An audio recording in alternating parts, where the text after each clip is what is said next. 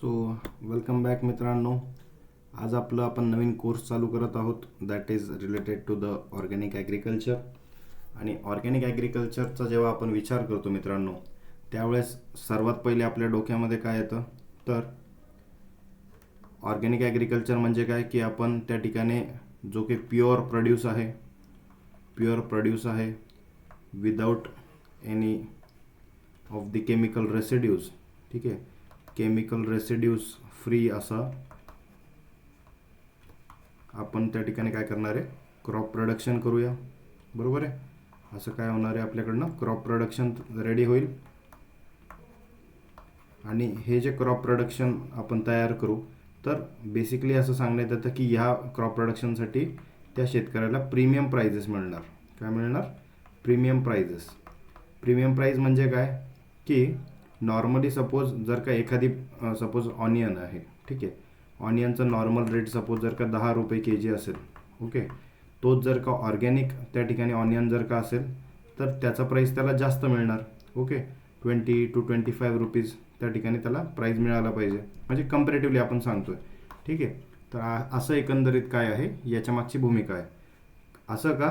कारण की ऑर्गॅनिक ॲग्रिकल्चरमध्ये जे आहे ते जे की प्रोडक्शन आहे ते कसं असतं, लेस आहे. बरोबर आहे. जे की प्रोडक्शन आहे ऑर्गॅनिक ॲग्रिकल्चरमधलं ते कसं आहे, लेस आहे compared to the conventional farming, जिथे आपण केमिकल फर्टिलायझर्सचा वापर करतो, पेस्टिसाइड्सचा वापर करतो, राईट. त्यामुळे कमी प्रोडक्शन आहे तर त्या शेतकऱ्याला सस्टेन कसं करणार तो, त्यामुळे त्या प्रोड्यूससाठी त्याला काय मिळणार आहे, त्याला प्रीमियम प्राइजेस मिळाले पाहिजे, अशी सर्वसाधारणपणे एक भूमिका असते. पण सध्याच्या कंडिशनला इंडियामध्ये जर बघितलं तर हे जे प्रीमियम प्राइजेससाठी याचे स्पेशल जे ऑर्गॅनिक मार्केट डेव्हलप होण्याची गरज आहे, ऑर्गॅनिक मार्केट्स जे पाहिजे तर ते त्या ठिकाणी आजच्या घडीला लॅकिंग आहेत. प्लस दुसरी एक गोष्ट सांगायची झाली तर मार्केट तर लॅकिंग आहेच, पण त्यासोबत जे काही मार्केटिंग सध्या केल्या जातं आहे ऑर्गॅनिक म्हणून इंडियामध्ये, ठीक आहे, मार्केटिंग जे केलं जातं ऑर्गॅनिक म्हणून, तर पहिली गोष्ट ते पण ऑर्गॅनिक नाही आहे, राईट. कारण की बऱ्याचशा जागेवरती आपल्याकडे इंडियामध्ये ज्या की एजन्सीज असतात ज्या की चेक करतील, राईट, की कुठल्या प्रकारचं जे काही प्रोडक्ट आहे मार्केटमध्ये जे आलं आहे ते ऑर्गॅनिक आहे का, याची जे की लॅब टेस्टिंग असेल एखाद्या प्रोड्यूसची, ठीक आहे, लॅब टेस्टिंग असेल तर ती कुठल्याही प्रकारे सध्या आपल्याकडे अस्तित्वातच नाही आहे. त्यामुळे बऱ्यापैकी प्रमाणावरती मार्केटमध्ये तुम्हाला आजच्या घडीला जेवढं ऑर्गॅनिक म्हणून जे विकल्या जातं आहे असं दिसेल, तर ते मुळामध्ये बघायला गेलं तर कुठल्या प्रकारे तिथे ऑर्गॅनिक आपल्याला दिसत नाही. कुठे ना कुठे त्यांनी काय केलेलं असतं, त्या ठिकाणी जे नियम आहेत ऑर्गॅनिक ॲग्रिकल्चरचे ते ट्रेसपास केलेले असतात, किंवा मग फक्त एक मार्केटिंगच्या हेतून आहे ऑर्गॅनिक ॲग्रिकल्चरचं त्या ठिकाणी टॅग वापरतात आणि सर्रास त्या ठिकाणी पैसे कमवण्याचा सध्या बिझनेस चालू आहे. बट इन रिअल सेन्स बघायला गेलं ऑर्गॅनिक ॲग्रिकल्चर जो आहे तर अजूनसुद्धा हा इंडियामध्ये अजून वेल डेव्हलप नाही आहे. सिक्कीमसारख्या स्टेटचं आपल्याला उदाहरण दिलं जातं. कोणतं दिलं जातं? सिक्कीम. ओके, सिक्कीमसारखं स्टेट जे आहे हे काय आहे, इंडियाचं फुल्ली ऑर्गॅनिक स्टेट आहे. Okay, India's fully organic state. Note करून घ्या, एक्झामसाठी तुम्हाला येऊ शकतं. सो काय आहे, सिक्कीम जे आहे इंडियातलं फर्स्ट फुल्ली ऑर्गॅनिक जे आहे ते स्टेट आहे.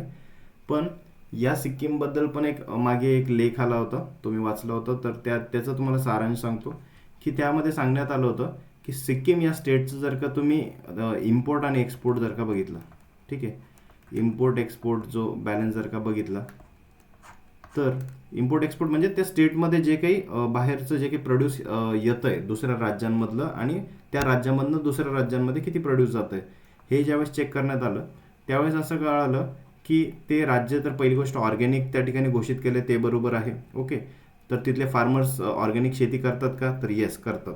ठीक आहे, तिथं कुठल्याही प्रकारचे फर्टिलायझर्स पेस्टिसाइड्स त्या ठिकाणी मिळतच नाही, बॅन आहेत बऱ्यापैकी आता, त्यामुळे तिथे मिळत पण नाही. आणि शेतकऱ्यांनी पण सेल्फ इनिशिएटिव्हने ऑर्गॅनिक केलं आहे, ठीक आहे, ते बरोबर आहे.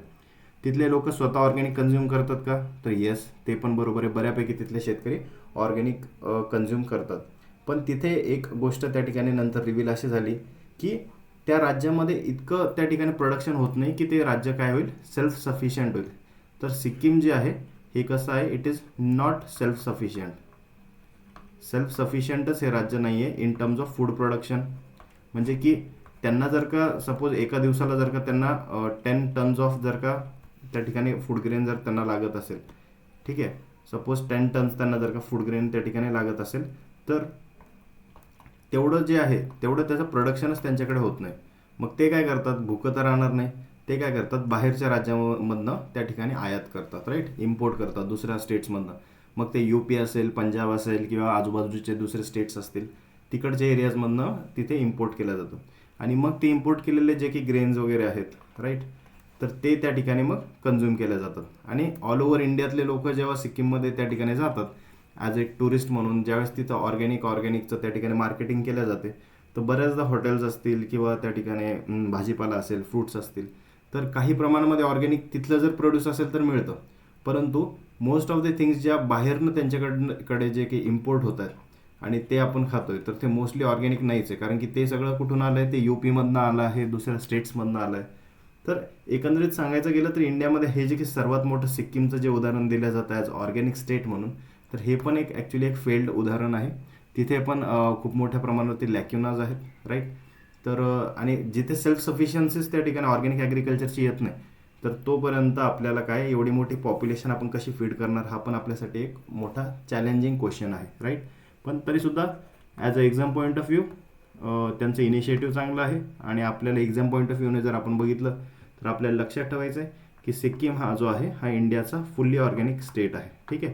सो फर्स्ट MCQ तुमच्या एक्झामसाठी जे फिरून एक्झामला विचारलं जातं तर ते हेच आहे की फुल्ली ऑर्गॅनिक स्टेट कुठला आहे इंडियाचा, फर्स्ट फुल्ली ऑर्गॅनिक स्टेट, तर तो आहे Sikkim. So let start a lecture.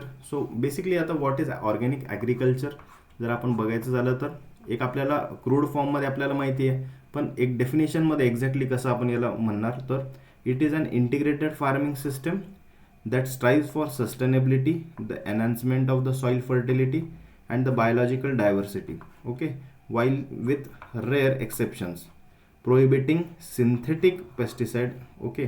तर इथं काय करायचं आपल्याला, जे की सिंथेटिक पेस्टिसाइड आहेत, अँटीबायोटिक्स आहेत, सिंथेटिक फर्टिलायझर्स आहेत, त्यानंतर जेनेटिकली मॉडिफाईड ऑर्गॅनिझम असतील किंवा क्रॉप्स असतील किंवा कुठले ग्रोथ हार्मोन्स असतील जे की तुम्हाला अननॅचरल पद्धतीने त्या ठिकाणी क्रॉप प्रोडक्शन वाढवून देतात, तर असल्या कुठल्याही गोष्टीचा आपण तिथे वापर करत नाही.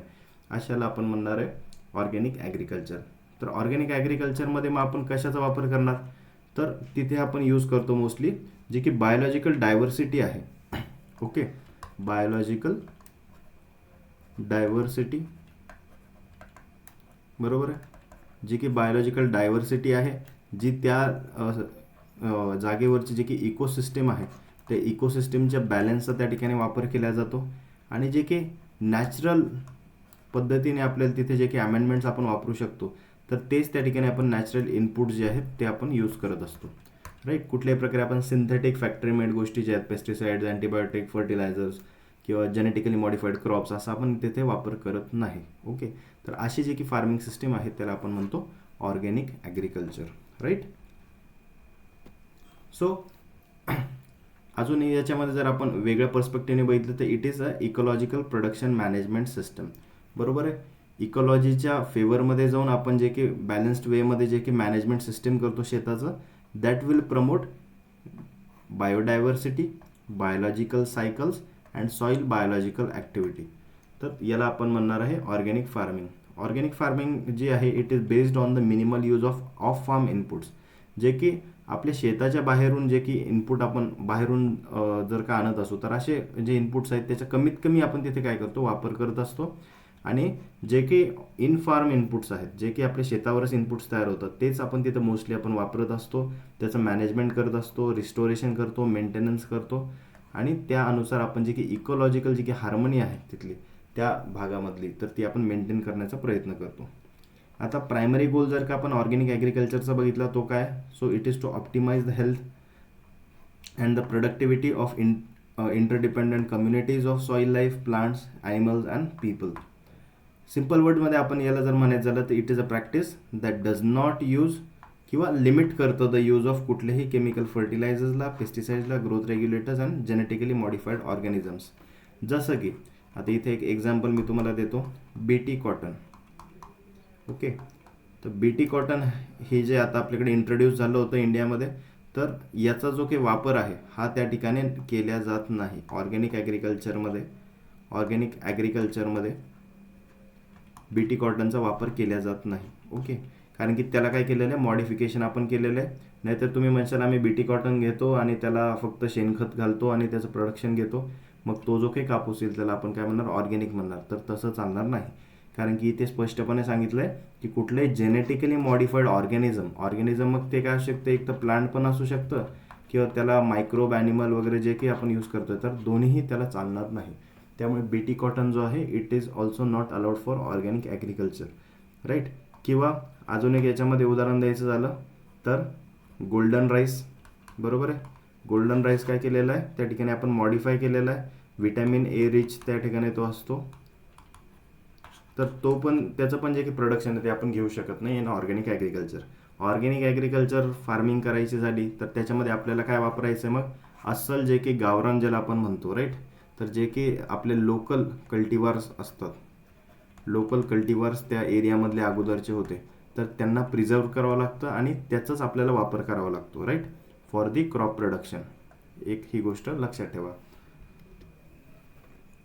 कारण की बघा, जे की सध्याची जर का आपण हायब्रिड्सची जर गंमत बघितली, जर आपण एखादा हायब्रिड जे की क्रॉप्स आहेत, जसं की मेज झालं आपल्याकडं, ठीक आहे. मेजमध्ये जर का आपण हायब्रिड एक घेतला आणि एक सपोज जनरल जे की कंपोजिट आहे, ओके, कंपोजिटचा आपण वापर करू शकतो, ठीक आहे. कंपोजिट्स जे त्या ठिकाणी अवेलेबल होतात ते चालतील किंवा लोकल कल्टिव्हार असतील ते चालतील. पण सपोज हायब्रिडचा जर आपण वापर केला, आता हायब्रिड जे काही आहे तर त्याचं त्या ठिकाणी तयारच ते अशा पद्धतीने केलेले आहेत क्रॉप्स, ठीक आहे. तर ते क्रॉप अशा पद्धतीने तयार केलेले असतात की त्याचं यील्ड जे आहे ते खूप जास्त आलं पाहिजे, बरोबर आहे. यील्ड म्हणजे काय झालं की त्याचं जे की आउटपुट आहे, बरोबर आहे, जे की आउटपुट असेल त्या क्रॉपचं, राईट, ग्रेन असेल किंवा लिफी एरिया वगैरे असेल, तर तो काय असेल, तो जास्त असेल. तर याचं जर का आउटपुट जर का हायब्रिडमध्ये जर जास्त असेल तर नॅचरल गोष्ट आहे की सॉईलमधनं ते काय करणार आहे, आउटपुट जास्त आहे, तर मग त्याला इनपुट पण जास्त लागणार, बरोबर आहे. तर इनपुट जर का आपल्याला याला जास्त द्यावे लागले हायब्रिड्सला, जे की नॉर्मली जे आहे आपली जी की सॉईल आहे तर ती त्या ठिकाणी त्याच्या गरजा भागवू शकत नाही, ठीक आहे. भले आपण त्याला ऑर्गॅनिक फर्टिलायझर्स किती जरी टाकले तरी सुद्धा काय होतं, एक बॅलन्सिंग नेचर जो असतो इकॉलॉजीच्या हार्मोनीनुसार, तर ते त्या ठिकाणी फुलफिल होत नाही त्या प्लांटमध्ये. आणि त्या प्लांटमध्ये बेसिकली डिफिशियन्सी सिम्टम्स दिसतील, यील्ड अपेक्षित तसं येणार नाही, त्या क्वालिटीचं येणार नाही. म्हणून तर आपल्याला केमिकल फर्टिलायझर्स इंट्रोड्यूस करावे लागले ना. त्याच्यामुळे आपण काय करायचं आहे की जर का तुम्हाला ऑर्गॅनिक ॲग्रिकल्चरकडे त्या ठिकाणी शिफ्ट करायचं असेल तर त्यावेळेला आपण कुठल्याही प्रकारे हायब्रिडचा वापर नाही करत. तर अशा वेळेला आपण काय करतो, लोकल जे कल्टिव्हार्स असतात, लोकल ज्या त्या भागातले जे की कल्टिव्हार्स असतात, तर त्याचा यूज त्या ठिकाणी ऑर्गॅनिक फार्मिंगमध्ये केला जातो, ज्याचे की प्रोडक्शन कसं असतं, कमी असतं आणि जे की सॉईल आहे ते त्याची नीड फुलफिल करू शकते. थोडीफार डेफिशियन्सी असली ती ऑर्गॅनिक फर्टिलायझर्समधून त्या ठिकाणी मिळून जाते आणि त्या प्रकारे त्याचं प्रोडक्शन जे आहे ते चांगल्या पद्धतीने आपल्याला मिळतं, राईट. सो हायब्रिडचा वापर आपण कुठल्याही प्रकारे ऑर्गॅनिक फार्मिंगमध्ये करत नाही, ही गोष्ट एक अजून ॲडिशनली लक्षात घ्या. आता बघा, ऑर्गॅनिक फार्मिंगचे जे की प्रिन्सिपल्स आहेत, तर याच्या बेसिकली 4 कोर प्रिन्सिपल्स आपल्याला दिसून येतात, ठीक आहे. तर ह्या 4 प्रिन्सिपल ज्या आहेत ह्या एनलिस्ट करून घ्या, नोट करून घ्या. पहिलं आहे principle of health, okay, principle of health. दुसरं आहे principle of ecology, okay, the second principle is the principle of ecology. तिसरं आहे प्रिन्सिपल ऑफ फेअरनेस आणि the fourth one we have that is the principle of care.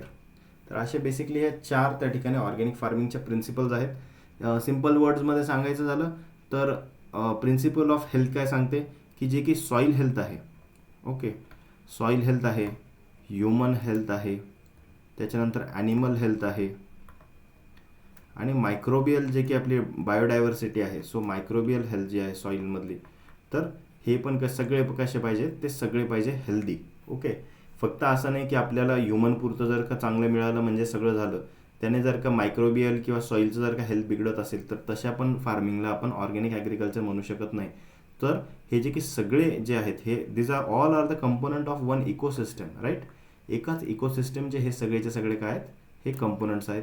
त्यामुळे आपल्याला सगळ्यांची health जी आहे ती त्या ठिकाणी चांगली मेंटेन राहिली पाहिजे, लॉंग टर्म पाहिजे, सस्टेनेबल पाहिजे. तर अशा आपण ऑर्गॅनिक फार्मिंग जे आहे त्याला आपण काय म्हणणार आहे, that is more sustainable. So principle of health हा त्यातला काय, this is the first principle. Second one we have that is the principle of ecology. Principle of ecology म्हणजे काय की हे जे मी तुम्हाला सांगितलं soil, human, animal, microbes, plants, flora, fauna, हे जे काही आहेत हे सगळे कसे आहेत, this all are interdependent on each other. बरोबर आहे, इंटरडिपेंडंट असतात एक दुसऱ्यावरती. फूड चेन आपल्याला माहितीच आहे. तर फूड चेनमध्ये हे सगळे कंपोनंट्स कसे असतात, एक दुसऱ्या डिपेंडंट असतात. त्यामुळे इकॉलॉजीला कुठल्याही प्रकारे आपल्याला ओव्हर एक्सप्लॉयटेशन करायचं नाही आहे, त्याला व्यवस्थित त्या ठिकाणी मेंटेन करायचं आहे. That is the most major principle of this organic farming. त्यानंतर आपल्याकडे आहे तिसरं, that is the principle of fairness. तर प्रिन्सिपल काय सांगते फेअरनेसचं? फेअरनेस म्हणजे काय, योग्यपणा.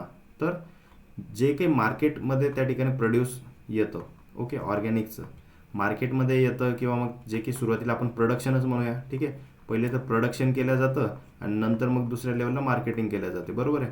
तर ह्या दोन्ही लेवलला जे आहे तर योग्यपणा त्या ठिकाणी पाळल्या गेला पाहिजे, कुठल्याही प्रकारे लॉ जे आहे ते ब्रीच नाही झाले पाहिजे. ठीक आहे. तर हे एकंदरीत हे जे आहे प्रिन्सिपल ऑफ फेअरनेस आपल्याला सांगतं की कुठल्याही प्रकारे तिथे फ्रॉड करायचा नाही, की ऑर्गॅनिक म्हणायचं आणि इनऑर्गॅनिक त्या ठिकाणी माल विकायचा. ठीक आहे. सपोज माझ्याकडे एखादं सर्टिफिकेट आहे, ठीक आहे, माझ्याकडे सपोज 10 एकर्स ऑफ लँड आहे, ठीक आहे, 10 एकरची माझ्याकडे शेती आहे. मी त्याच्यावरती 1 एकरवरती काय केलं, ऑर्गॅनिक सर्टिफिकेशन केलं, तिथे मी आंबे उगवले आणि माझ्या दुसऱ्या शेतांमधले पण काय केलं, मी आंबे घेतले आणि ते याच्यामध्ये मिक्स करून टाकले. राईट. जेव्हा प्रोडक्शन आलं, सर्टिफिकेट मी लोकांना दाखवलं ऑर्गॅनिकचं आणि विकताना मी काय केले, दोन्ही मिक्स करून आंबे विकले गेले.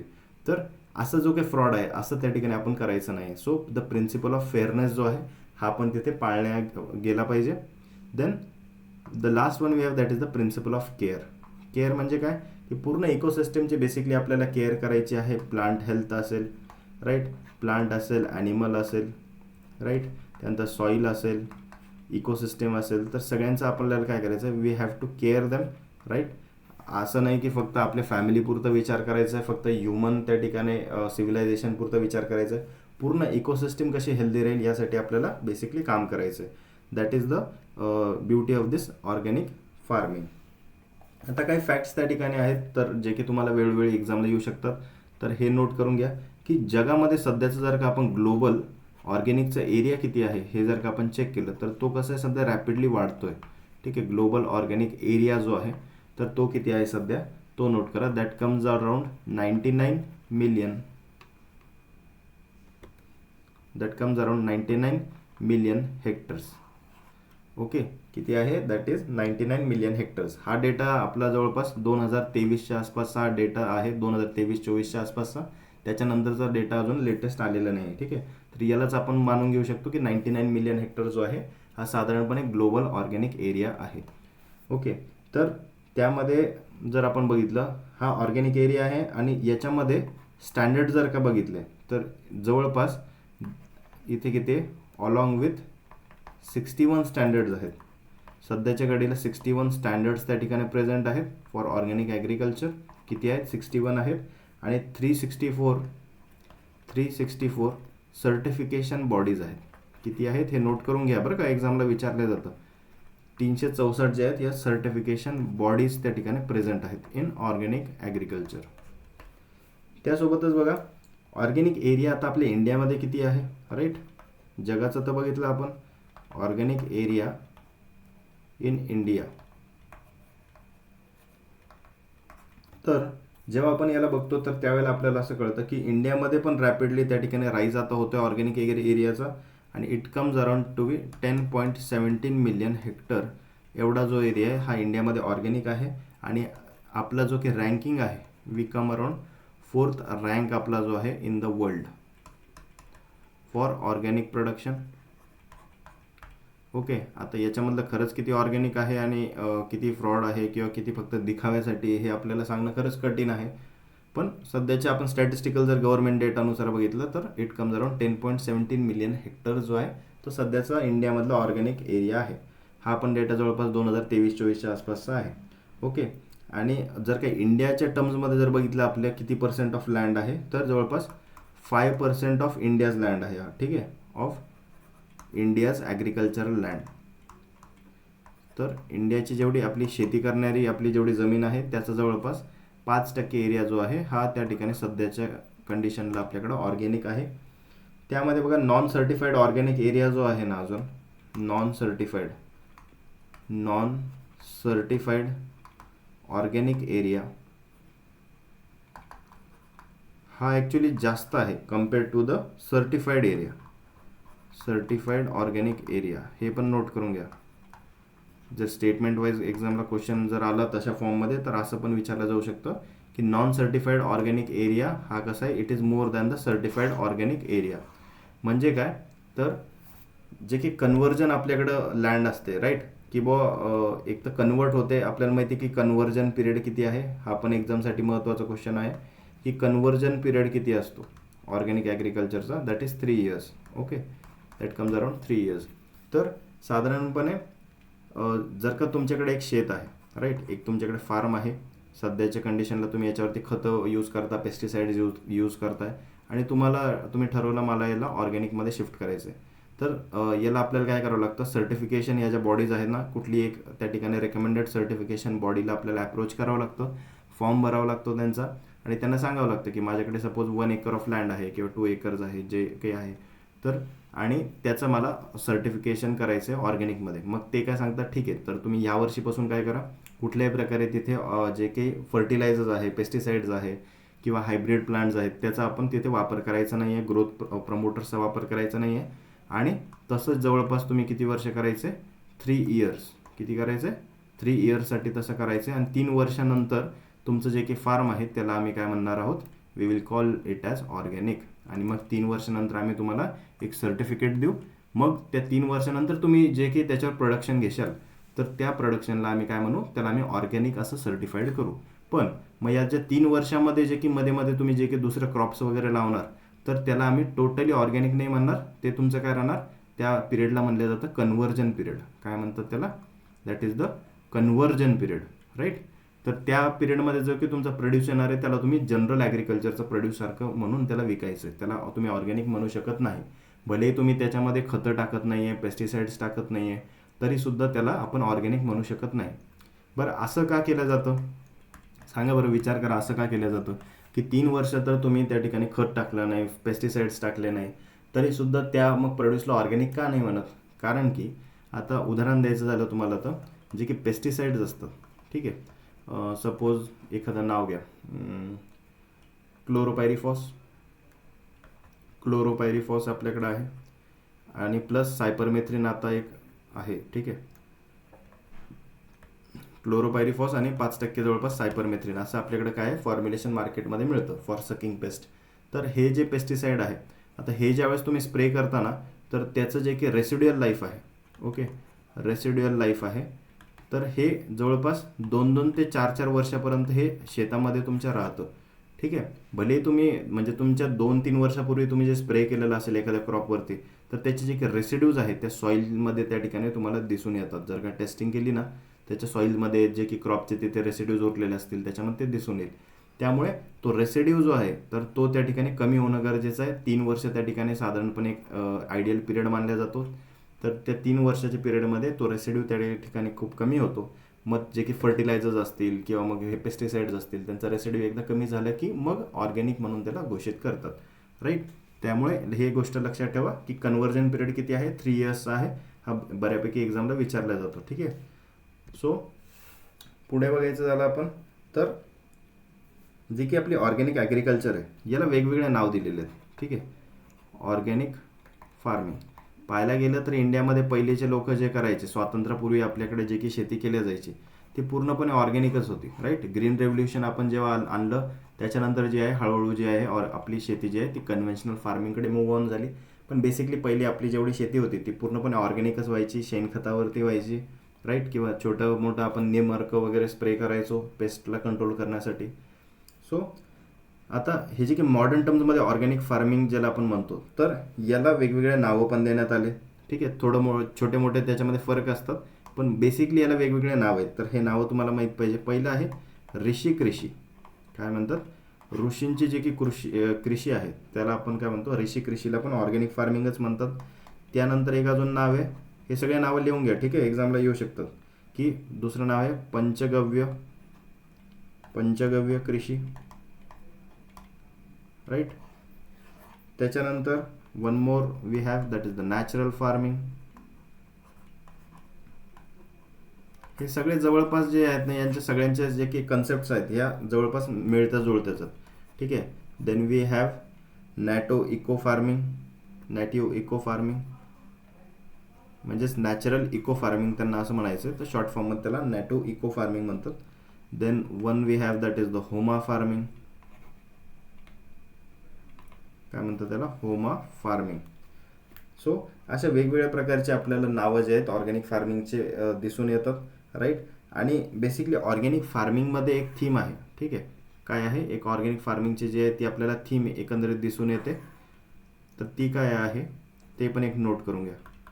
Organic farming. सो याचं एका लाईनमध्ये जर सांगायचं झालं काय आहे सेंद्रिय शेती म्हणजे काय, तर इथे जे काही आहे ना, सेंट्रल थीमला सॉईल हेल्थला ठेवलं जातं. काय ठेवलं जातं? Soil health. सॉईलची हेल्थ सगळ्यात चांगली असणं गरजेचे आहे. त्यामुळे soil health is the central theme of organic farming. It is the central theme, right. तेच आपण कन्व्हेन्शनल जर का फार्मिंग बघितली, म्हणजे जी सध्याची आपण खतं वगैरे वापरतो, राईट, तर ही जी फार्मिंग सिस्टीम जर आपण बघितली, इथे आपण काय म्हणतो? इथं सेंट्रल थीम आहे प्लांट हेल्थ. म्हणजे इथे आपण म्हणतो फीड द प्लांट. ठीक आहे. इथे प्लांट हेल्थला सेंट्रल थीम म्हणून वापरले जातं, म्हणून इथे आपण म्हणतो फीड द प्लांट. ओके. म्हणजे जास्तीत जास्त प्रोडक्शन घेण्यासाठी प्लांटला खाऊ घाला. आणि तेच ऑर्गॅनिक फार्मिंगमध्ये आपण याला म्हणू शकतो की फीड द सॉईल, की सॉईलला जी गरज आहे तेवढीच त्या ठिकाणी भागवा, right. So feed the soil ही ऑर्गॅनिक फार्मिंगची आपण थीम म्हणू शकतो. Feed the soil. आणि अजून एक दुसरं आहे की ऑर्गॅनिक फार्मिंगमध्येच तुम्ही याला म्हणू शकता सॉईल हेल्थला तिथे प्रायोरिटी दिल्या जाते. प्लस तुम्ही असं म्हणू शकतात की soil is a living entity. काय आहे? सॉईल काय आहे? एक लिव्हिंग एंटिटी आहे. It is not a non living thing. त्याच्यामध्ये काय आहे? लिव्हिंग मायक्रोब्स त्या ठिकाणी असतात. फ्लोरा आहे, फॉना आहे, मायक्रोब्स त्या ठिकाणी सॉईलमध्ये प्रेझेंट असतात. म्हणून सॉईलला ॲज अ लिव्हिंग एंटिटी म्हणून आपण ट्रीट करणं गरजेचं आहे, राईट. त्या अनुसार आपण पुढचे जे काही प्रॅक्टिसेस आहेत त्या मॅनेज करणं गरजेचं आहे. सो याच्यामध्ये काही पॉईंट्स आहेत ते अजून नोट करून घ्या की आपल्या इंडियामध्ये जे आहे पहिली कॉन्फरन्स जी होती, सो द फर्स्ट कॉन्फरन्स जी आहे इन इंडिया कशाशी रिलेटेड? Organic farming. ठीक आहे. ऑर्गॅनिक फार्मिंगशी रिलेटेड जे की इंडियामधली पहिली कॉन्फरन्स जी होती, तर ही कुठे भरली होती? तर ही त्या ठिकाणी NGOजनी भरवली होती. नॉन गव्हर्नमेंटल जे ऑर्गनायझेशन असतात यांनी भरवली होती आणि ही ऑर्गनाइज्ड केली होती. So this was organized bye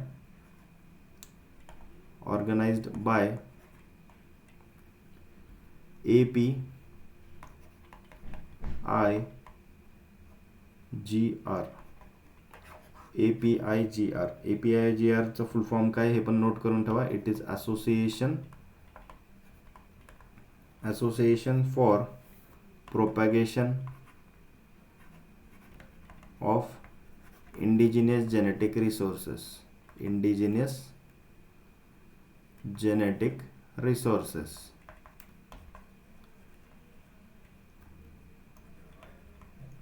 okay. So APIGR जे आहे तर यांनी काय केलं होतं, ती पहिली जी कॉन्फरन्स आहे ती ऑर्गनाईज केली होती. आपण कधी केली होती ते पण महत्त्वाचं. That was organized in 1984. आणि कुठे ऑर्गनाईज झाली होती माहिती आहे तुम्हाला? इंडियामध्ये. It was organized at Wardha. ठीक आहे. तर आपल्या आपलं जे काही हे आहे विदर्भ जो काही रिजन आहे, तर विदर्भामध्ये आपल्याकडं वर्धा जो एरिया आहे तिथे याचं ऑर्गनाईज झालं होतं देशातली पहिली कॉन्फरन्स फॉर ऑर्गॅनिक फार्मिंग. तर महाराष्ट्रामध्ये बेसिकली याची जी आहे चळवळ ऑर्गॅनिक फार्मिंगची स्टार्ट झालेली. त्यामुळे हा क्वेश्चन वेळोवेळी एक्झामला येऊ शकतो. त्यामुळे इम्पॉर्टंट आहे. वर्ष पण नोट करा, कुठे त्या ठिकाणी चालू झालं, ॲट वर्धा हे पण नोट करा. आणि it was organized by APIGR हे पण त्या ठिकाणी नोट करा. त्यासोबतच एक अजून दुसरं कॉन्फरन्स त्या ठिकाणी होती. That is the Bordi conference. काय होतं? बोर्डी कॉन्फरन्स एक होती. तर ही कुठे होती? ही पण महाराष्ट्रामधलीच प्लेस आहे. Bordi conference of Maharashtra. तर ही जी आहे it was the focal point for organic movement in India. So it is the focal point.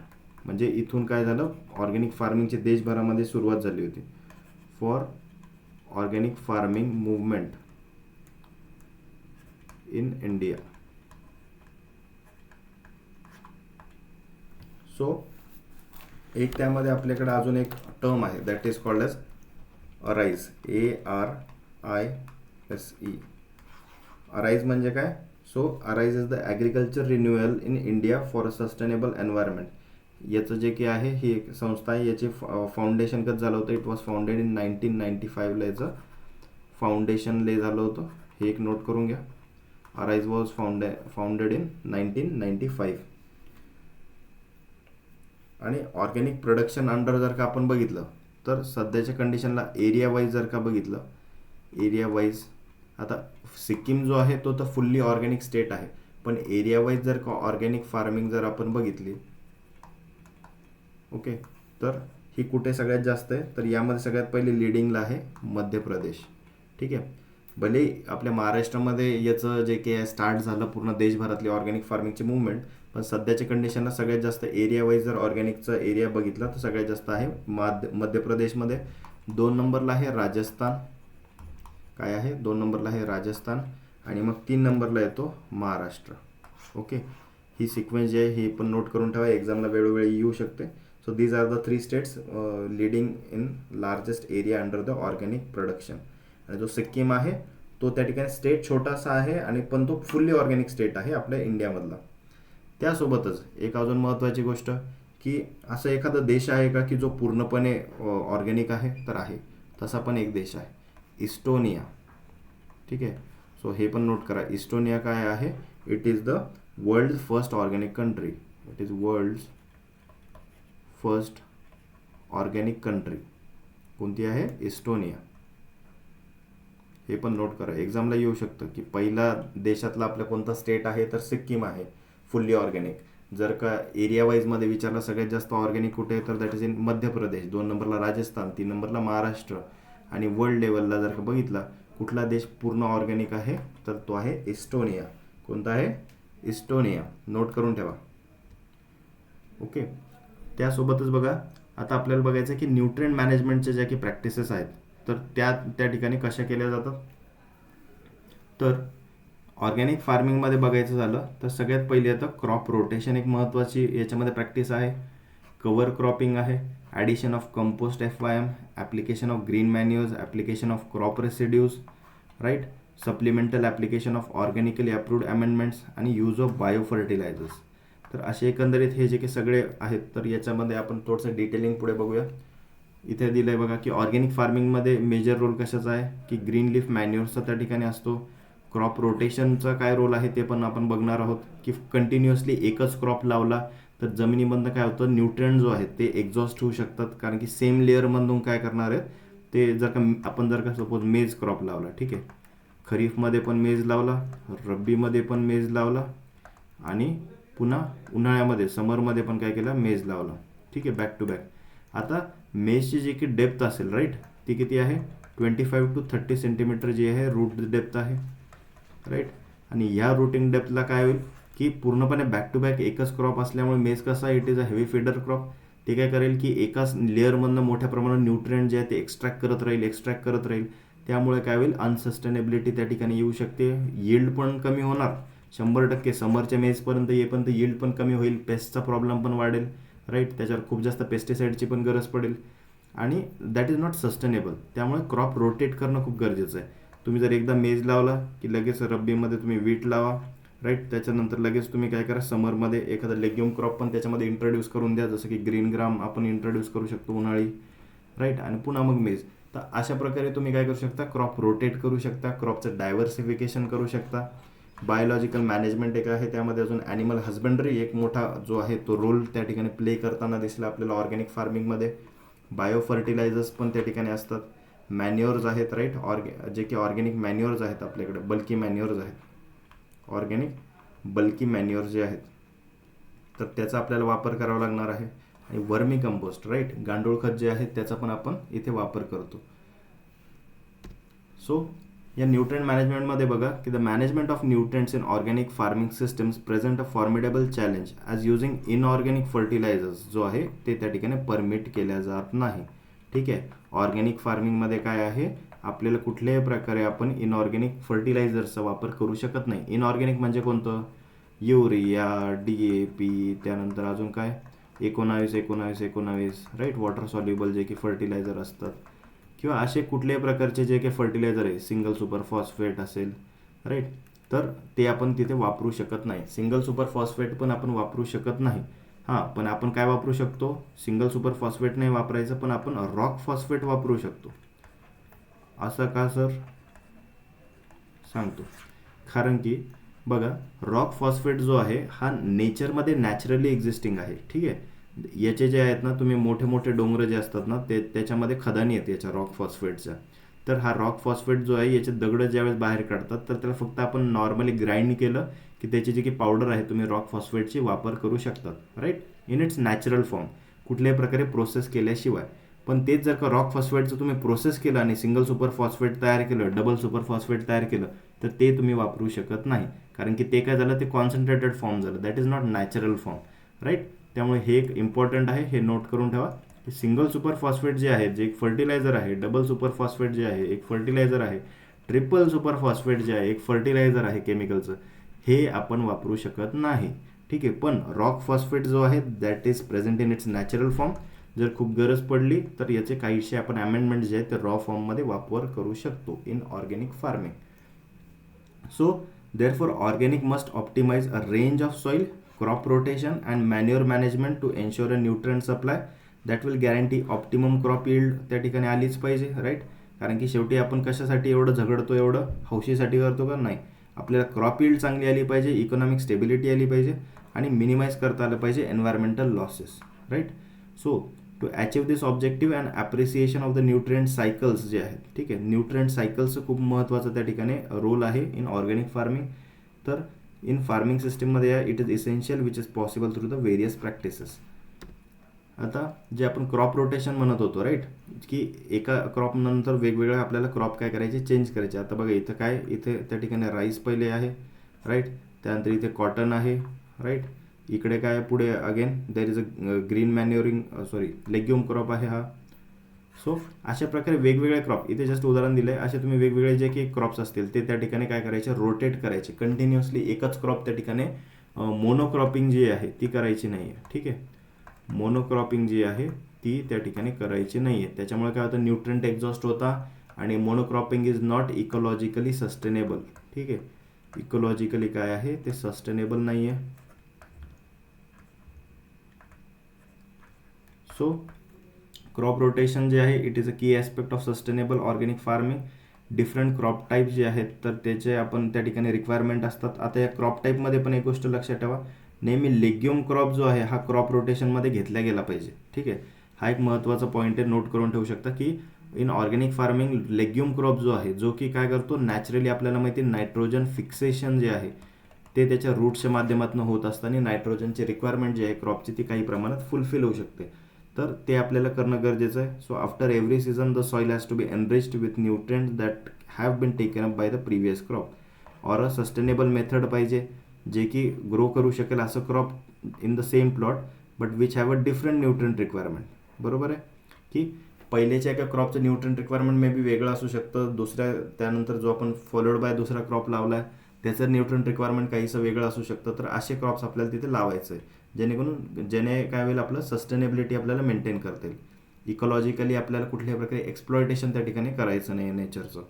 So this effect ensures that the soil is always enriched with the essential nutrients. The rotation जे आहेत क्रॉप्सचं it also ensures that a certain types of pest can be controlled by the crop rotation that will break the life cycle of the pest. बरोबर आहे की तुम्ही जर का continuously एकच क्रॉप लावत राहिले तर पहिल्याचं सपोज मेज लावला, त्याचंच पुढचे काय होतं, त्याच्यावरचं पेस्ट जे आहे ते पुढच्या मेजवर पडतं. त्याच्या पुढच्या जर का पुन्हा तुम्ही रब्बीनंतर समरला पण मेज घेतला, त्याच क्रॉपचे जे काय पेस्ट जे आहेत ते अट्रॅक्ट होतात आणि ते पुढे चालून खूप अटॅक करतात. तुम्ही ज्या वेळेला क्रॉप रोटेशन करतात, एका क्रॉपवरचं पेस्ट जे आहे ते कदाचित दुसऱ्या क्रॉपला चालणार नाही, त्याची फॅमिली वेगळी असू शकते, त्याच्या पेस्टच्या जे काही रिक्वायरमेंट आहेत तर त्या वेगळ्या असू शकतात. त्यामुळे कंटिन्युअसली आपण एकच क्रॉप त्या ठिकाणी लावायचं नाही. ठीक आहे, we have to keep on the crop rotation. नाव सेकंड आहे cover crops. Okay, cover crops म्हणजे काय, असे हे क्रॉप्स असतात that will improve the farming system. इथे काय होतं की जे की आपल्याला माहिती आहे, एकदा एक क्रॉप त्या ठिकाणी उगलं, राईट, आपण एकदा सीडिंग केली, इरिगेशन दिलं की क्रॉप त्या ठिकाणी उगून येतं. पण त्यासोबत एक आपल्याला अजून डोक्याच्या मागे किटकिट आपल्याला अशी लागते की त्यासोबत काय येतं, वीड जे आहे, राईट, वीड जे आहे ते पण त्या ठिकाणी उगून येत असतं. आणि वीडला कंट्रोल कसं करणार, इथे आपण कुठल्याही प्रकारे विडीसाईड वापरू शकत नाही, हे लक्षात ठेवा. ठीक आहे, आपण ऑर्गॅनिक फार्मिंगमध्ये काय आहे, विडीसाईडचा आपण इथे वापर करू शकत नाही. विडीसाईडचा आपण इथे वापर करू शकत नाही. मग इथे जर का विडीसाईडचा आपण वापर करू शकत नाही तर मग आपल्याला वीड कसं कंट्रोल करायचं, मॅन्युअली आपल्याला त्या ठिकाणी खुरपणी करावी लागेल, राईट. पण त्यासोबतच कव्हर क्रॉपचा आपण तिथे वापर करू शकतो, राईट. कव्हर क्रॉप्स काय करतात की त्या ठिकाणी कव्हर क्रॉप्समध्ये अशी ॲबिलिटी असते की ते लवकर त्या ठिकाणी जर्मिनेट होतील आणि फटाफट जे आहे वीड त्या ठिकाणी ग्रो होण्याच्या अगोदरच ते काय करतं, पूर्णपणे जे की सॉईलचं सरफेस आहे तो पूर्णपणे कव्हर करून घेतो. त्याच्यामुळे काय होईल की वीड उगले जरी तरीसुद्धा ते काय होतं, सप्रेस होऊन जातात बिलो दिस क्रॉप. तर असे जे क्रॉप्स असतात कव्हर क्रॉप्स त्याला आपण म्हणतो. कव्हर क्रॉपचं एक्झाम्पल तुम्हाला द्यायचं झालं तर कावपी आहे, राईट. कावपीला काय म्हणतात मराठीत सांगा, कावपी म्हणजे चवळी, राईट. तर चवळी झाली, त्याच्यासोबत आपल्याला मूग आहे, राईट, ग्रीन ग्राम ज्याला आपण म्हणतो, त्यानंतर उडीद आहे ज्याला आपण ब्लॅक ग्राम म्हणतो. तर असे जे क्रॉप्स आहेत हे काय करतात, they act as cover crops, लवकर त्या ठिकाणी ग्रो करतात, सॉईल कव्हर करतात. त्यासोबत हे कसे आहेत, these are all legume crops. Legume असल्यामुळे काय होतं, नॅचरली जे आहे ते नायट्रोजन फिक्सेशनचं पण काम जे आहे रायझोबियमच्या मदतीने ते करत असतात. त्यामुळे soil will also become enrich in nitrogen also. So tools for increasing fertility and controlling weeds, pathogen and insects, this can be done in organic crops. Cover crops काय करतात, ते जनरेट करतात ॲडिशनल इन्कम पण त्या ठिकाणी generate करतात Wien grown for seed or feed or as a energy crop. Non leguminous जे काही कव्हर क्रॉप्स असतात जसे की ग्रासेस आहेत, तर ग्रासेस पण काय करतात, जसं की वीट आहे, ओके. तर वीट पण काय करतं, हे ग्रासी त्या ठिकाणी क्रॉप आहे, त्याच्यामुळे लवकर त्या ठिकाणी कव्हरअप करत असतं फील्डला. So that will also act as a cover crop. किंवा स्मॉल ग्रेन्सचे आहेत, राईट, मिलेट्स आहेत. So they do not fix nitrogen, पण ते काय करतात, they can recover mineralize nitrogen from the soil after the crops are harvested.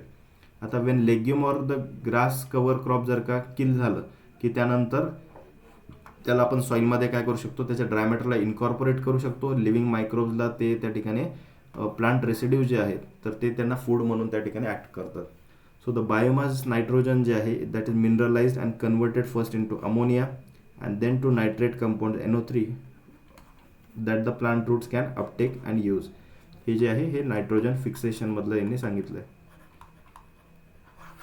Right. So application of compost जर का आपण बघायचं झालं तर एक बायोलॉजिकल प्रोसेस आहे, बेसिकली कंपोस्ट असेल, FIM असेल, that will require careful monitoring of the air and moisture levels in the compost piles and windrows to produce specific temperature ranges that promote the growth of beneficial microbes. So adding the compost, okay, it is a best way to enhance the soils organic and humic content which help to build a fertile soil structure. Soil structure जे आहे ते build करण्यासाठी, microbial त्या ठिकाणी इनोक्युलेशन करण्यासाठी compost आहे, FIM आहे, याचा आपल्याला फायदा होत असतो. So a way to recycle manures and plant residues is otherwise might present by some environmental problems. So soil जे आहे with 4% organic manure, it contains nearly about 1814 kg of total nitrogen per acre. Okay, तर 4% जर का organic manure जर का असेल, अशी जर सॉईल असेल तर त्यामध्ये जवळपास 1800 kg जे आहे नायट्रोजन पर एकर बेसिसवरती त्यामध्ये प्रेझेंट असतं. कंपोस्टची न्यूट्रिएंट सायकल बघा की फ्रूट्स आणि व्हेजिटेबल जे असतात ते आपण खातो, त्याचे जे की लेफ्ट ओव्हर आहे ते आपण काय करतो, फेकून देतो. तर त्याचं काय करतो आपण, व्यवस्थित त्याला डिकम्पोजिशन करतो, कंपोस्टिंग करतो, आणि जेव्हा ते कंपोस्टिंग त्याचं चांगलं झालं की that can be use as a manure for growing the new plants. So application of green manure. Green manure म्हणजे काय की जे की आपलं सनहेम्प आहे, राईट, सनहेम्प, HEMP, सनहेम्प, त्यानंतर आहे ढेंचा, राईट. तर हे जे क्रॉप्स आहेत तर this can be used as a green manure crops. Green manure crops म्हणजे काय की हे असे क्रॉप्स असतात, दिज आर लेग्युम क्रॉप्स. कोणते क्रॉप्स असतात, हे लेग्युम क्रॉप्स असतात. हे काय करतात, नॅचरली नायट्रोजन फिक्सेशन पण करतात, खूप जास्त फास्ट ग्रोईंग असतात, कमी पाण्यामध्ये त्या ठिकाणी उगून येतात, राईट. लिफी ग्रोथ याच्यामध्ये असते, सेल्युलोज कंटेंट कमी असतो, राईट. त्याच्यामुळे डिग्रेडेशनला हे फास्ट असतात, राईट. याचं आपण कुठल्या प्रकारे कमर्शियल त्या ठिकाणी उत्पादन घेत नसतो, पण मग याचा आपण वापर का करतो, हे नायट्रोजन फिक्सेशन करता याला आपण 2 ते 3 महिने त्या ठिकाणी ग्रो होऊ देतो, राईट. 60 to 90 डेजपर्यंत जवळपास याला आपण काय करतो, ग्रो होऊ देतो. आणि before just the flowering stage याची स्टार्ट होण्याच्या अगोदर आपण काय करतो, अशा पद्धतीने त्याच्यावर काय करतो, ट्रॅक्टर चालवतो आणि त्याला जमिनीमध्ये गाडतो, राईट. त्यामुळे काय होतं, जे की सॉईल फर्टिलिटी आहे ती इम्प्रूव्ह होते. प्रत्येक वेळा आपल्याकडे काय फार्म यार्ड मॅन्युअर आहे, कंपोस्ट आहे, याची अवेलेबिलिटी होत नाही, राईट. याची अवेलेबिलिटी खूप काय असते, कमी असते.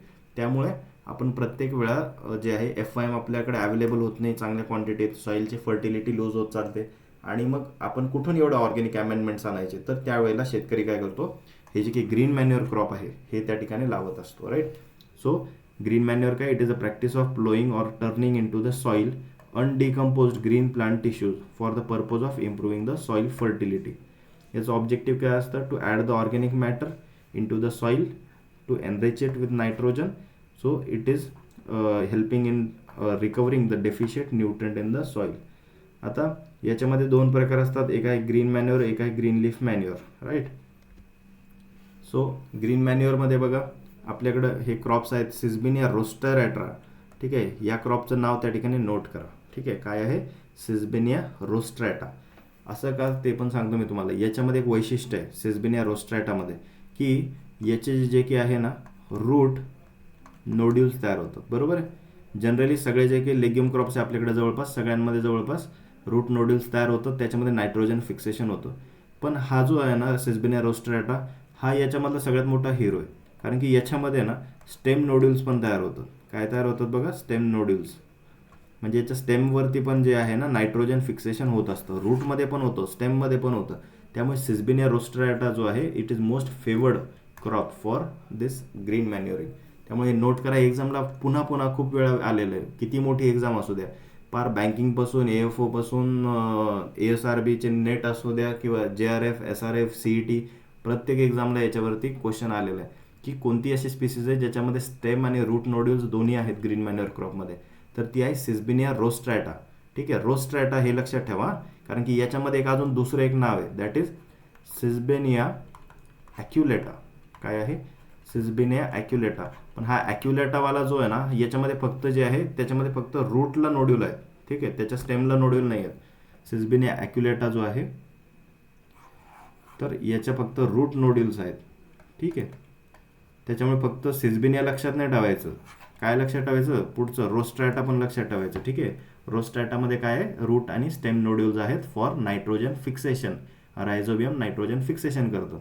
त्यासोबतच दुसरे पण अजून ग्रीन मॅन्युअर क्रॉप्स आहेत बघा, दॅट इज क्रोटेला रेजुन्सिया, काउपी आहे, क्लस्टर बीन आहे. क्लस्टर बीन म्हणजे काय, याची आपण भाजी पण खातो, राईट. ही कोणती आहे, गवार, राईट. गवारीच्या शेंगा आपण जे म्हणतो ती, दॅट इज क्लस्टर बीन. हे बघा सिस्बिनिया ॲक्युलेटा, याच्यामध्ये हे मी सांगितलं रूट नोड्यूल्स असतात.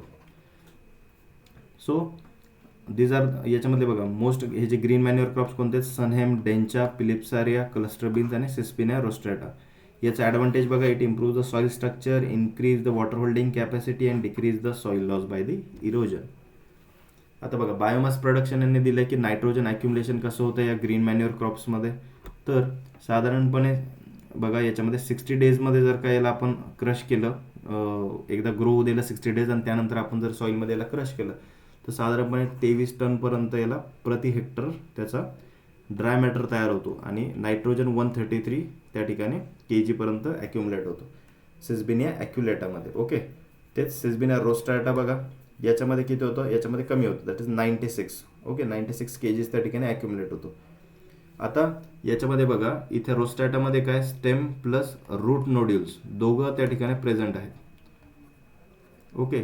पण याच्यामधला जो की ड्राय मॅटर आहे ना तो कमी तयार होतो बघा. इथे 5 टनच त्या ठिकाणी आहे, इकडे 23 टन आहे ॲक्युलेटामध्ये. त्याच्यामुळे इथलं नायट्रोजन जे ॲक्युमुलेशन हे जास्त आहे, ऑल्दो याच्यामध्ये फक्त रूट नोड्यूल्स प्रेझेंट आहे, ओके. तसेच इथं दिले सनहेम, काउपी, ओके, क्लस्टर बीन. हे काय तुम्हाला नंबर्स कधी विचारणार नाहीत की आपण हे जस्ट तुम्हाला एक डेटा दाखवायचं म्हणून दाखवलं आहे, ठीक आहे. सो न्यूट्रेट कंटेंट बघा, हां यांचे हे जे सायंटिफिक नेम्स आहेत ना हे नोट करून ठेवा, ठीक आहे. सनहेमचं सायंटिफिक नेम काय आहे, दॅट इज क्रोटेलारिया जोन्सिया, हे एक्झामला येऊ शकतात. ढेंचाचं नाव काय आहे, दॅट इज सिस्बिनिया ॲक्युलेटा. आणि सिस्बिनिया इथे एक अजून दिलं आहे, दॅट इज सिस्बिनिया स्पिसिओजा, ओके. तर हे 3 नावं जे आहेत हे नोट करून ठेवा. सो ग्रीन लीफ मॅन्युअर याच्यामध्ये अजून आपल्याकडं वेगवेगळे क्रॉप्स येतात. याच्यामध्ये काय असतं की जंगलामध्ये जे की मोठे मोठे ट्रीज त्या ठिकाणी ग्रो होत असतात, ठीक आहे. तर त्याचं आपण काय करतो, त्यांचे आपण कवळ्या ज्या की फांट्या असतील त्या तोडून आणतो, त्याचे लिफी जे की ट्विग्स वगैरे असतात, ठीक आहे, ग्रीन लिव्ज अँड ट्विग्स जे आहेत ते आपण काय करतो, कलेक्ट करतो आणि त्याचं जे आहे आपले शेतामध्ये आपण काय करतो, उन्हाळ्यामध्ये सपोज त्याला आपण इनकॉर्पोरेट करतो ड्युरिंग द प्लोईंग ऑपरेशन आणि त्याला आपण म्हणतो ग्रीन लीफ मॅन्युअरिंग, राईट. आता अगोदरच्या याच्यामध्ये काय झालं बघा, इकडं आपण काय करत होतो की हे क्रॉप्स जे आहेत हे आपण स्वतः शेतावर लावत होतो, ठीक आहे. सपोज जून मंथमध्ये आपण हा क्रॉप लावला, ठीक आहे, जून जुलै ऑगस्ट, ठीक आहे, ऑगस्टपर्यंत आपण काय करायचो, या क्रॉपला लावायचो, मग ऑगस्टमध्ये क्रश करायचो, मग 1 महिन्याला क्रशिंगला लागायचा, मग सप्टेंबर मंथ नंतर तुम्ही याच्यामध्ये कुठले क्रॉप लावू शकता. म्हणजे जवळपास तुमचा जो आहे पूर्ण खरीप सीझन जो आहे हा वाया जातो, राईट. कुठल्याही प्रकारे तुम्हाला याच्यामध्ये कमर्शियल फायदा होतो का, काहीच नाही. पण तेच जर का तुम्ही या ग्रीन लीफ मॅन्युअरमध्ये बघितलं, याच्यामध्ये तुम्ही काय करता, जवळपास एप्रिल मे महिन्यामध्ये हे जे ट्विग्स असतात हे तुम्ही काय करता, जंगलातनं तोडून आणतात आणि जेव्हा प्लोईंग चालू असतं मे मंथमध्ये त्यावेळेस तुम्ही याला काय करतात, हे जे काही ट्विग्स वगैरे आहेत तर हे तुम्ही तुमच्या शेतामध्ये गाडतात आणि नॅचरली जूनमध्ये तुम्हाला जे दुसरं क्रॉप लावायचे ते तुम्ही लावतात. तर क्रॉपचं उत्पादन पण तुम्हाला मिळतं, कुठलाही टाईम वेस्ट होत नाही, राईट. आणि जे की सॉईल फर्टिलिटी आहे ती पण बऱ्या प्रमाणावरती रिगेन होते, ओके. तर असे जे की जंगलातले झाड आहेत तर असे कोणकोणते आपण वापरतो, नीम आहे, महुआ आहे, वाईल्ड इंडिगो आहे, ग्लिरिसिडिया एक छान त्या ठिकाणी क्रॉप आहे, याचा वापर केला जातो. करंजी त्या ठिकाणी आहे, करंजीचं नाव आहे पोंगॅमिया ग्लॅब्रा, ओके. देन कॅलोट्रॉपिस आहे, राईट. त्यानंतर सिस्बिनिया ग्रँडिफ्लोरा एक आहे, सुबाबूळ आहे. तर असे वेगवेगळ्या प्रकारचे आपण जंगलातले जे आहेत ते श्रब्स त्या ठिकाणी यूजमध्ये आणू शकतो, राईट. यांचे जे आहेत ना, यांचे हे सगळ्यांचे सायंटिफिक नेम जे आहेत हे नोट करून ठेवा, कारण की भली ॲग्रोनॉमीमध्ये नाही आले तरी सुद्धा हे तुम्हाला हॉर्टिकल्चरमध्ये तुम्हाला हे नावं लागतातच, ठीक आहे.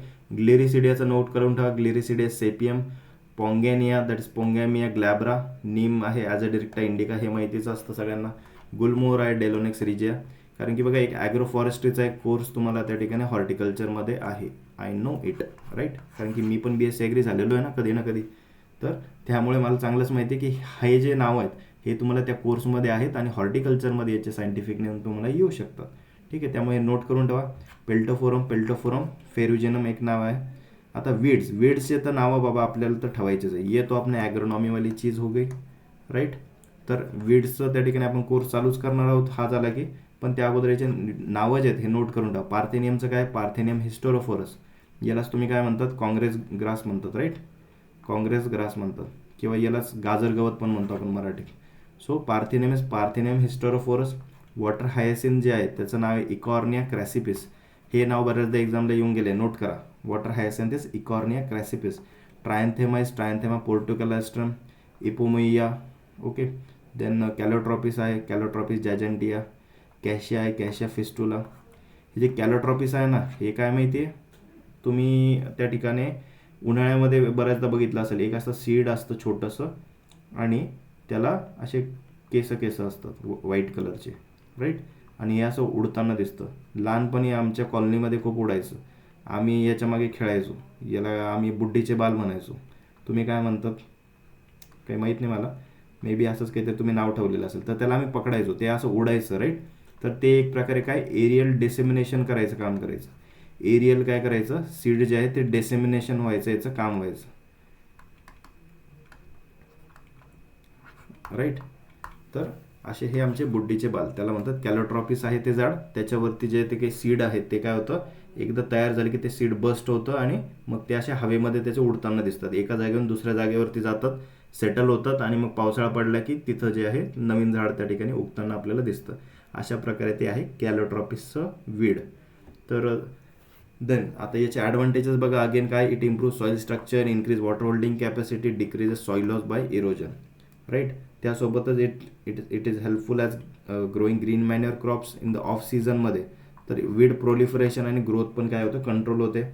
ग्रीन मॅन्युअरिंगचा एक अजून फायदा असा की अल्कलाईन सॉईल जे आहे त्या रिक्लेम करायचं काम त्या ठिकाणी होतं.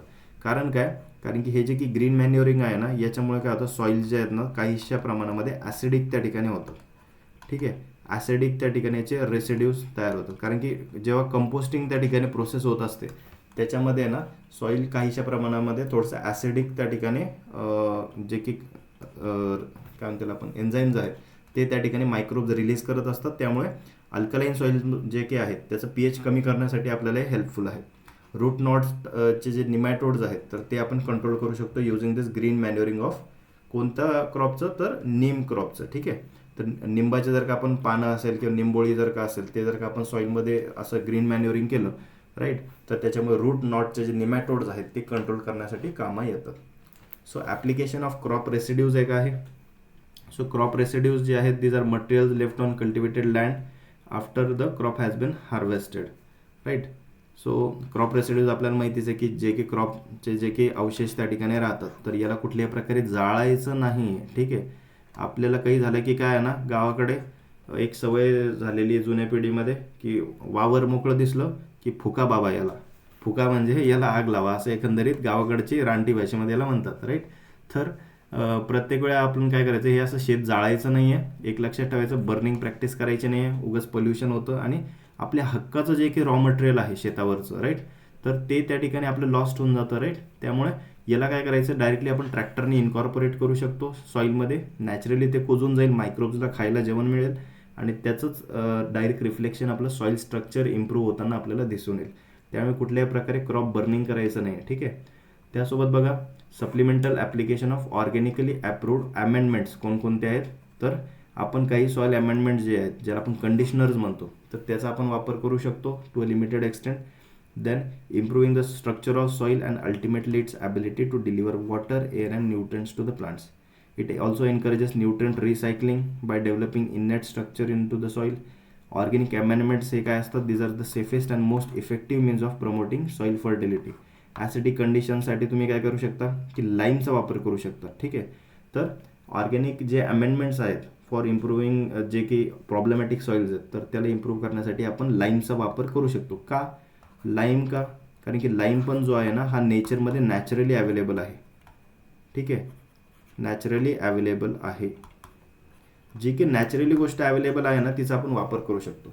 लाईम म्हणजे काय, चुना राईट, जो की पांढरा चुना आपल्याला जमिनीमध्ये दिसतो बघा, जमीन लेवल करताना कधी कधी खाली एक असा व्हाईट लेअर येतो, तर तो जो आहे तो जो चुना आहे तर त्याचा आपण वापर करू शकतो फॉर ॲसिडिक कंडिशनला कमी करण्यासाठी राईट, न्यूट्रल सॉईल तयार करण्यासाठी. सो फॉर अल्कली कंडिशनसाठी आपण जिप्समचा त्या ठिकाणी वापर करू शकतो. हे एक्झामसाठी महत्त्वाचं आहे तुमच्या. ठीक आहे, दोन्ही क्वेश्चन की ॲसिडिक सॉईलला जर कमी तुम्हाला क्युअर करायचं असेल तर तुम्ही काय वापर करायचं, लाईमचा करायचं आहे. कारण लाईम काय करतं, लाईम जर तुम्ही वापर केला चुन्याचा तर ते सॉईलमध्ये अल्कलिनिटी वाढवायचं काम करतं राईट. ठीक आहे, एक आपण इथं जर का pH स्केल जर बघायची झाली, ठीक आहे, इथं आहे 7 pH, इकडं आहे 0, इकडं आहे 14. आता आपल्याला माहिती 7 to 14 काय आहे, अल्कलाईन आहे आणि 0 to 7 काय आहे, ॲसिडिक कंडिशन असते. आता सपोज इथं सॉईल जर का सपोज 4 pHला आहे. ठीक आहे, आता आपल्याला याचं pH वाढवायचं तर आपण काय करायचं, अशा सॉईलमध्ये जर pH जर ॲसिडिक असलं की त्याच्यामध्ये आपण काय करायचं, याच्यामध्ये लाईम ॲड करायचं. कारण काय करतं लाईम एकच काम करणार आहे, लाईम काय करतं pH वाढवायचं काम करतं. मग pH वाढवतं म्हणजे कुठं नेतं, या 7च्या आसपास 6-7च्या रेंजमध्ये इथं आपल्याला नेऊन ठेवेल राईट. त्याच्यामुळे काय होतं, आपली जी काही सॉईल आहे ती खूप जास्त ॲसिडिक होत नाही. ठीक आहे, आपलं जे काही सॉईल pH आहे ना ते साधारणपणे 6.5 to 7.5 पर्यंत मेंटेन असणं गरजेचं. हे काय, this is the ideal soil pH. हे जर pH असलं ना कुठलंही क्रॉप बऱ्यापैकी अशा सॉईलमध्ये येऊ शकतो राईट. तेच जर का सॉईल कंडिशन अल्कलीन असेल, सपोज इथं आता सपोज 10 pHची जर का तुमची सॉईल असेल राईट, चोपान जमीन ज्याला आपण म्हणतो, तर तशी जर तुमची जमीन जर का असेल तर अशामध्ये तुम्हाला काय करायचं, याचं pH कमी करायचं राईट. तर इथे आपण काय करतो, जिप्सम अप्लाय करतो. जिप्समचं काय फॉर्म्युला, CaSO4.2H2O राईट. तर हे जे सल्फेट आहे SO4, ह्या सल्फेटमुळे काय होतं, याचं pH जे आहे ते ॲसिडिककडे त्या ठिकाणी थोडंसं शिफ्ट होतं. त्याच्यामुळे मग हे इकडे काय होईल, 10वरून सपोज आपलं वापस 7.5च्या आसपास pH झालं की आयडियल कंडिशन आहे, आपण असं समजू शकतो. एक्झामला विचारलं जातं की जर का सॉईल अल्कली असेल तर सॉईल अमेंडमेंट कुठलं वापरावं, तर जिप्सम. जर का सॉईल ॲसिडिक असेल तर कुठलं अमेंडमेंट वापरावं सॉईलला न्यूट्रल करण्यासाठी, तर लाईम वापरावं. असे दोन्ही क्वेश्चन्स आहेत, नोट करून ठेवा. एकदम स्पून फीड केल्यासारखं लहान लेकराला सांगतात तसं तुम्हाला मी हे इझी क्वेश्चन देतोय. त्यामुळे नोट करा, एक्झाममध्ये कुठल्याही प्रकारे आपल्याला असे चूक करायची नाही आहे. त्याच्यामध्ये कन्फ्यूज करू नका की अल्कलीला आपण लाईम टाकूया, बिलकुल नाही. व्यवस्थित जे आहे ते व्यवस्थित पाठ करा. त्यांचं केमिकल फॉर्म्युला काय ते लक्षात ठेवा. ठीक आहे. जिप्समचं काय आहे CaSO4 राईट. आता याच्यामधला हा जो सल्फेट आहे राईट, आपल्याला माहिती आहे सल्फ्युरिक ॲसिड H2SO4. H2SO4 काय आहे, ॲसिड आहे राईट. तसंच हे सल्फेट जे झालं हे म्हणजे काय झालं, ॲसिड झालं. त्यामुळे हे आपण अल्कली सॉईलला क्युअर करायला वापरतो. असं लॉजिक पण तुम्ही लक्षात ठेवू शकता रट्टा मारायचा नसेल तर. सो हां, आणि हे जे लाईम आहे, लाईमचं काय formula, that is calcium carbonate CaCO3. Okay. Bio fertilizers. आता बायो फर्टिलायझर आपल्याला माहितीच आहे राईट, की they are ready to use living formulations असतात of the beneficial microbes which on application to the seed, root or soil mobilize करता availability of nutrients by the biological activity right.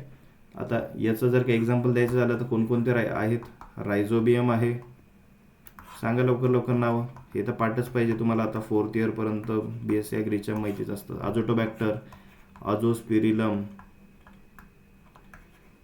Right. त्यानंतर अजून आहे PSB, phosphorus solubilizing bacteria, potassium mobilizing bacteria KMB right. तर यांचा benefit काय असतो, they increase the crop yield by 20 to 30%, replace करता chemical nitrogen and phosphorus by 25%, stimulate करता plant ग्रोथला राईट, ॲक्टिवेट करता सॉईलला biologically, restore soil fertility naturally. Advantages आहे, कॉस्ट इफेक्टिव्ह आहे, supplements to fertilizer, eco friendly आहे राईट. ऑर्गॅनिक फार्मिंगमध्ये याचा आपण वापर करू शकतो. Reduces the cost of fertiliser use especially regarding nitrogen and phosphorus. तर हे साधारणपणे काही आपल्याकडे एक्झाम्पल्स आहेत नायट्रोजन फिक्सिंग बायो फर्टिलायझरचे.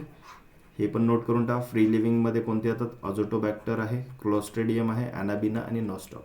सिम्बायोटिक रिलेशनशिपमध्ये कोणते आहेत, रायझोबियम आणि ॲनाबिना अझोले. असोसिएटिव्ह सिम्बायोटिकमध्ये येतं अझोस्पिरिलम. अझोस्पिरिलम कुठे वापर करतो आपण, शुगर केनमध्ये करतो राईट, शुगर केनमध्ये करतो. त्यानंतर PSB, फॉस्फरस सॉल्युबलायझिंग बॅक्टेरिया. याच्यामधले उदाहरणं काय, बॅक्टेरियामध्ये बॅसिलस सबटिलिस आहे, स्युडोमोनास टायटा आहे, फंगायमध्ये आहे पेनिसिलियम स्पीसीज, अस्परजिलस ॲव्हामोरी आहे. त्यानंतर फॉस्फरस मोबिलायझिंग बायो फर्टिलायझरमध्ये वॅम आहे राईट, वॅस्क्युलर अर्बस्क्युलर मायकोरायझा, ग्लोमस स्पीसीज, स्कुटलोस्पोरा आहे. एक्टोमायकोरायझामध्ये आहे लॅकॅरिया राईट. हे सगळे नावं जे आहेत ना हे नोट करत चला. त्यानंतर सिलिकेट अँड झिंक सॉल्युबलायझिंग कोण आहे, तर बॅसिलस स्पीसीज आहे राईट. आणि स्युडोमोनास आहे, this is the growth promoting rhizobacteria, that is pseudomonas fluorescens right. आणि हे जे काही सगळे स्पीसीज आहेत यांचे प्रत्येकाचे प्रोडक्ट जे आहेत मार्केटमध्ये मिळतात राईट. पण आपलं एक युनिव्हर्सिटीजचं जर बघितलं, मराठवाडा कृषी विद्यापीठ आहे आपल्याकडे, त्यानंतर महात्मा फुले कृषी विद्यापीठ आहे राऊरीला, यांचं एक बायोमिक्स म्हणून एक प्रोडक्ट येतं राईट, बायोमिक्स. याच्यामध्ये काय केलं यांनी, की हे जे की बेनिफिशियल जे मायक्रोब्स आहेत हे त्या प्रोडक्टमध्ये त्यांनी इन्स्टॉल टाकलेले आहेत राईट, इन्कल्केट केलेले आहेत. आणि ते जे आहेत तर त्याचा आपण वापर जे शेतकरी मोठ्या प्रमाणावर करू शकता राईट. सो दर्जेदार त्या ठिकाणी प्रोडक्ट्स आहेत, तुम्ही शेतकऱ्यांना पण रेकमेंड करू शकतात, तुमच्या स्वतःच्या घरच्या शेतीत पण त्याला वापर करू शकतात right. So I think that will be all for today's lecture. So thank you for. आणि कोणाला काही अडचण असली तर तुम्ही मला कॉन्टॅक्ट करू शकता. ओके. सो नेक्स्ट लेक्चर आपण कंटिन्यू करूया उद्या. Thank you, bye bye, stay tune तोपर्यंत आणि अभ्यास करत राहा. ओके.